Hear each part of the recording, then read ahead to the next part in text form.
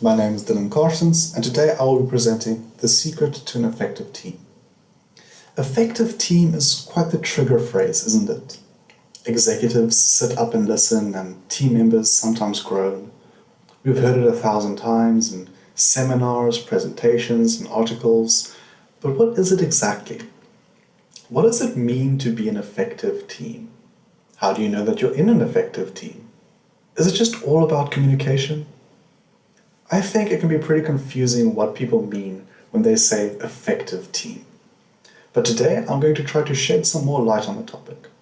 There's a ton of research out there, but I'm going to focus on one study specifically, Project Aristotle. First things first, what is an effective team? Well, let's break it up. What is a team? We don't want a definition necessarily. We want to know what it is. What we need to do is figure out the memberships, relationships, and responsibilities of individuals all working together. Google came up with an idea of what they think constitutes a team. Teams are highly interdependent. They plan work, solve problems, make decisions, and review progress in service of a specific project. Team members need one another to get work done. So we know what a team is, but what about effective? Can you measure it? Can you measure lines of code written or number of bugs fixed? Not necessarily. Sometimes having many lines of code isn't a good thing. And if you're solving a lot of bugs, then that means there were a lot of bugs. So effectiveness can't necessarily be measured objectively. Maybe we need both quantitative assessments and qualitative assessments. Google came to this conclusion during Project Aristotle, and then seeked to figure out which qualitative factors to consider. While asking executives, team leads, and team members, they realized that each group had their own focuses. Executives were most concerned with results, the numbers, the sales. Team members, however, were more concerned about team culture, what it's like to be in the team. Team leads were concerned with both the big picture as well as the individual's concerns. Ownership, vision, and goals. So let's get a mixed bag and evaluate effectiveness based on each level's evaluation of the team and add sales performance as our quantitative measure. Now we can somewhat measure effectiveness. So let's get into some research and data. Like I said earlier, there have been hundreds of studies on the topic of team effectiveness. There's the Harvard Business Review and J. Richard Hackman studies. There's Rubin, Plovnick, and Fry's GRPI model. There's the Katzenbach and Smith model. There's the T7 model. Today, however, I want to focus on one study in particular, Project Aristotle. I mentioned it earlier, but what is it? Google decided that they want to know what makes a team effective at Google. And for this purpose, they started Project Aristotle, a 2-year study in Google employees to find out what the difference is between effective and ineffective teams. They started much like we did, by figuring out what a team is and how to measure effectiveness. They took this knowledge and gathered 115 engineering teams and 65 sales pods, a mixture of high and low performing teams. They tested team composition and team dynamics. They conducted hundreds of double-blind interviews with leaders and looked at existing survey data, including over 250 items from the annual Employee Engagement Survey and GDNA. After gathering all of this data, they ran it through over 35 statistical models to try to find out which inputs actually impacted a team's effectiveness. Which factors impacted both qualitative and quantitative outcome metrics? Which factors surfaced in different kinds of teams? Which factors showed consistent, robust statistical significance? They came to the conclusion that who is on the team is much less important than how a team works together. They found the 5 things with the most impact, in order of importance. Number 1, psychological safety. 2, dependability. 3, structure and clarity. 4, meaning. And number 5, impact. Let's talk about these points. We'll leave psychological safety for now and talk about the others. Dependability. Team members get things done on time and the work meets a high bar of excellence. That makes sense, right? How can you be an effective team if you don't get work done? Think about yourself for a moment. Are you happy at the end of the day if you didn't do anything? Do you feel good when you miss a deadline or deliver subpar work? I don't think so. Structure and clarity. Team members have clear roles, plans, and goals. You can't do a job if you don't know what the job is.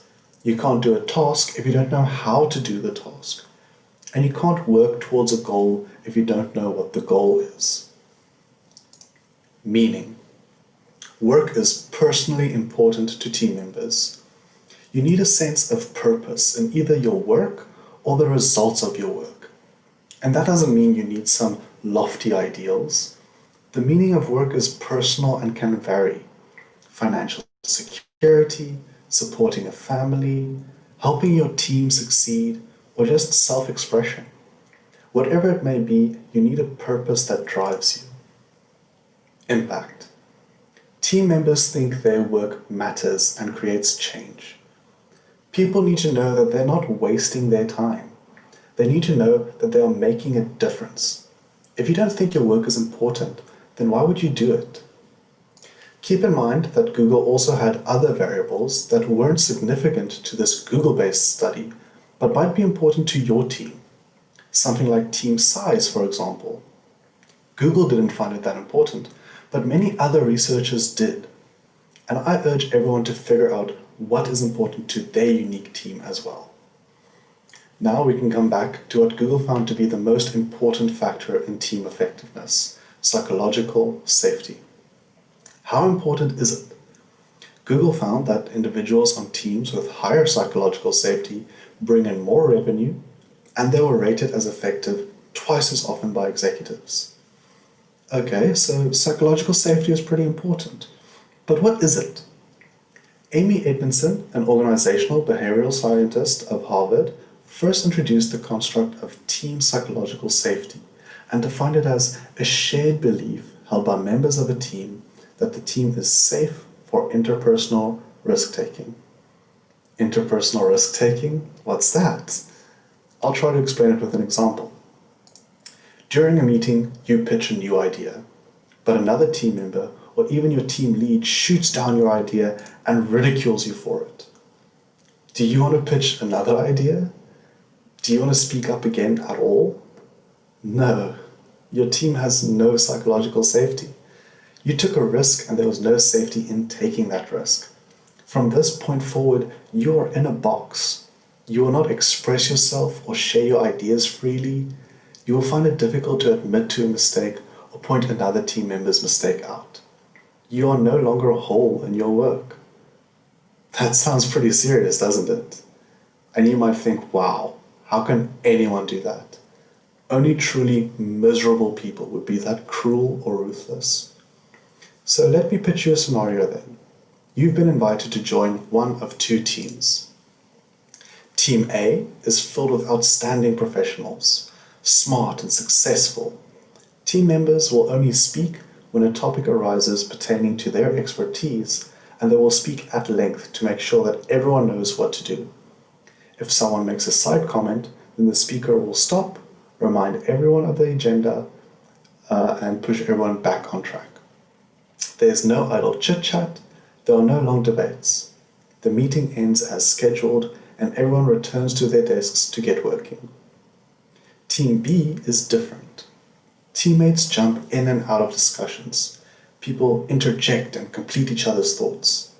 When someone goes off topic, the rest of the group follows. At the end of the meeting, everyone sits around to gossip and talk about their lives. Which group should you join? The answer is likely B. Let me explain. Team A is filled with smart people with exceptional individual efficiency, but it lacks an opportunity for equal speaking. It doesn't have a high likelihood that this team of individuals will become more collectively intelligent. In contrast, on Team B, everyone has an opportunity to speak and will most likely speak as much as they need to. They develop sensitivity to each other's moods and share stories and emotions. It might not contain many individual stars, but the group as a whole will be better than all of its individual parts. These traits, conversational turn-taking, and average social sensitivity, are aspects of psychological safety. When everyone gets a chance to speak, then everyone feels safe to speak. They feel safe to share ideas and express creativity. When people have an average social sensitivity, then they're more likely to really hear someone when they speak. They're more likely to pick up on nonverbal cues that someone is upset, annoyed, or excited. They're able to communicate more effectively and grow as a team. Psychological safety can be the factor that decides whether your team will leave you feeling exhausted or energized. It's the difference between having to keep your guard up or sharing enthusiasm and having fun. Amy Edmondson shared a number of questions that you can ask and either agree or disagree with in order to measure your team's psychological safety. Try to answer these questions for yourself by either agreeing or disagreeing. If you make a mistake in your team, it is often held against you. Members of your team are able to bring up problems and tough issues. People on your team sometimes reject others for being different. It is safe to take a risk on your team. It is difficult to ask other members of your team for help.